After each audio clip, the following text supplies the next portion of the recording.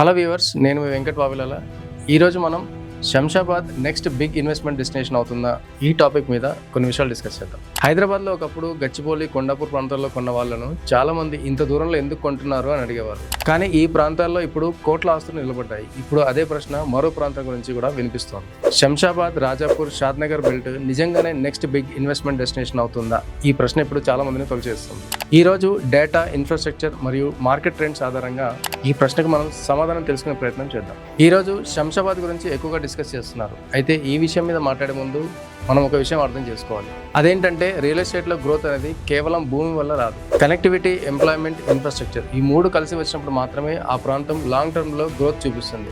శంషాబాద్ విషయంలో ఈ మూడు ఫ్యాక్టర్లు ప్రస్తుతం బలంగా కనిపిస్తున్నాయి.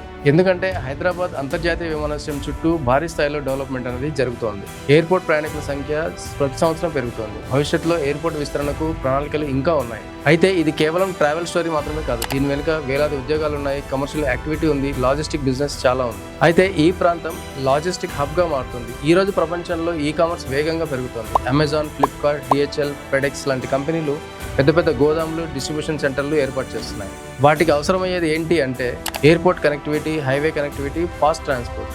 ఈ మూడు శంషాబాద్ ప్రాంతంలో అందుబాటులో ఉన్నాయి. అందుకే ఎయిర్పోర్ట్ కారిడార్ చుట్టూ లాజిస్టిక్ పార్క్స్, వేర్ హౌసింగ్ ప్రాజెక్టులు పెరుగుతున్నాయి. ఎయిర్పోర్ట్ కారిడార్ నేరుగా ఎంప్లాయ్మెంట్ తీసుకొస్తుంది. ఉద్యోగాలు వచ్చిన చోట రియల్ ఎస్టేట్ డిమాండ్ బాగా పెరుగుతుంది. ఇది సహజమే, మనందరికీ తెలుసు. ఇక శంషాబాద్ పైన రీజనల్ రింగ్ రోడ్ ప్రభావం ఎంత ఉందో చూద్దాం. ఇప్పుడు ఇన్వెస్టర్లు ఎక్కువగా మాట్లాడుతున్న మరో అంశం regional ring road. ORR Hyderabad మార్చినట్లే RRR కూడా హైదరాబాద్ చుట్టూ ఉన్న అనేక ప్రాంతాల భవిష్యత్తు మార్చే అవకాశం ఉందని చాలా మంది ఇన్వెస్టర్లు భావిస్తున్నారు. షాద్నగర్, రాజాపూర్, కొత్తూరు వంటి ప్రాంతాలకు దీనివల్ల కనెక్టివిటీ అనేది మరింత పెరుగుతుంది.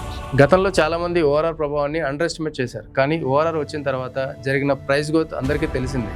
అందుకే ఇప్పుడు చాలా మంది RRR ప్రభావం ఉండే ప్రాంతాలపై ఎక్కువగా దృష్టి పెడుతున్నారు. ఇప్పుడు అందరి మైండ్లో ఇప్పుడు ఇంకొక ప్రశ్న స్టార్ట్ అవుతుంది. అదేంటంటే శంషాబాద్ అనేది నెక్స్ట్ కోకాపేట్ అవుతుందా అని. ఇక్కడ చాలా మంది చేసే తప్పు ఏంటంటే శంషాబాద్ నెక్స్ట్ కోకాపేట్ అవుతుందని నమ్మేస్తున్నారు. నిజానికి ప్రతి ప్రాంతానికి తననే స్టోరీ ఉంటుంది. కోకాపేట్ గ్రోత్ కు IT కారిడార్ ప్రధాన కారణం. కానీ శంషాబాద్ గ్రోత్ ను డ్రైవ్ చేస్తున్నాయి మాత్రం airport, economy, logistics and connectivity.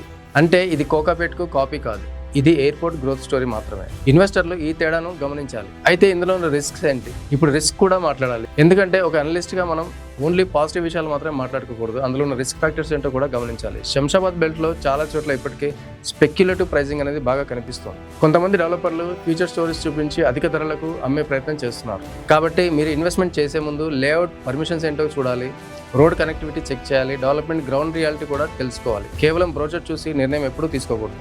ఇది చాలా ముఖ్యమైన విషయం, ఇది అందరూ గమనించాలి. ఇక ఈ వీడియో కన్క్లూజన్లోకి వస్తే అసలు శంషాబాద్ నెక్స్ట్ బిగ్ ఇన్వెస్ట్మెంట్ అవుతుందా అంటే ఈ అనాలిసిస్ ప్రకారం airport expansion, logistic growth, RRR connectivity, industrial activity వంటి అంశాలను చూస్తే శంషాబాద్, రాజాపూర్, షాద్నగర్ బెల్ట్ వచ్చే 5 నుంచి 10 సంవత్సరాల పెట్టుబడి దృష్టిలో గమనించాల్సిన కారిడార్గా మనం ఖచ్చితంగా దీన్ని తీసుకోవాలి. కానీ ఇది ఓవర్ నైట్ గ్రోత్ స్టోరీ కాదు. సరైన లొకేషన్ ఎంపిక చేసిన ఇన్వెస్టర్లకు దీర్ఘకాలంలో అవకాశాలు ఉండొచ్చు. అందుకే మీరు పెట్టుబడి పెట్టే ముందు ఆ ప్రాంతాన్ని, ఆ ఏరియాని పూర్తిగా స్టడీ చేయాలి. ఇలాంటి రియల్ ఎస్టేట్ అనాలిసిస్ మీకు ఉపయోగపడితే ఈ వీడియోను తప్పకుండా షేర్ చేయండి, ఛానల్ని సబ్స్క్రైబ్ చేయండి.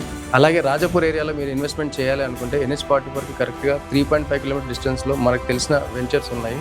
సో అది రీజనబుల్ ప్రైస్లో మంచి వెంచర్స్ అండ్ మంచి డెవలప్మెంట్స్తో ఉన్నాయి.